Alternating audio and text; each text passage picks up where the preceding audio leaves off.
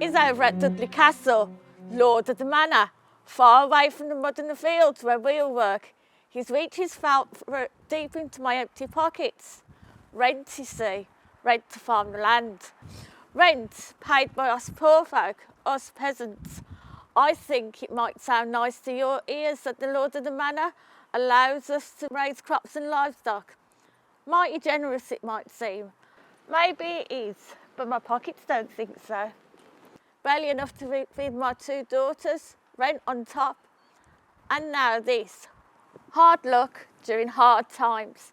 Now then, I needed milk from our old cow Bess yesterday, but she was nowhere to be seen. I asked my son Jacob, that is, where she was, but he had not got a clue. So it has to be this place, behind me, the Pound. Now the bailiff, he's a sly one, he is, quick to round her up with all the other strays, quick to take the fine out of my pockets as well. Rotten as the veg, and it all goes to the Lord of the Manor, and he gets richer, and we get old Bess back. Hard luck during hard times. Still, I might be able to scrape a few pennies together. There's an inn, you see. 15th century it was built, reclad in brick in the 18th century, and still serving a fine ale to this very day. It used to be a farmhouse back in the day, but I'm glad it's an inn now.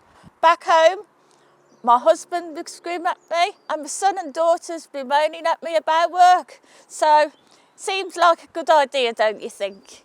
The inn is named after this huge blooming stone sat in the Pound.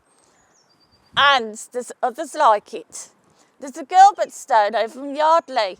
They reckon the Gilbert giant from legend times picked up the stone and planted it over in Yardley to settle some kind of land dispute.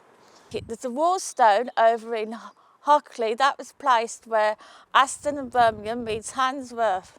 And there's this stone, the Great Stone, that was placed over in Church Road until 1954, until it was placed in the Pound, and I bet they didn't have to pay a fine to take it back. Now then, my mate Derek says thousands and thousands of years ago, all this land, all of it, was thick like the ice, perhaps even thicker. So thick it would pick up huge stones and carry them for miles. Apparently this stone started off in Wales. Wales!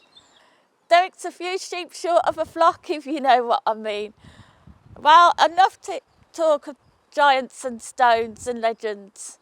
I'm off to the pub for a few drinks.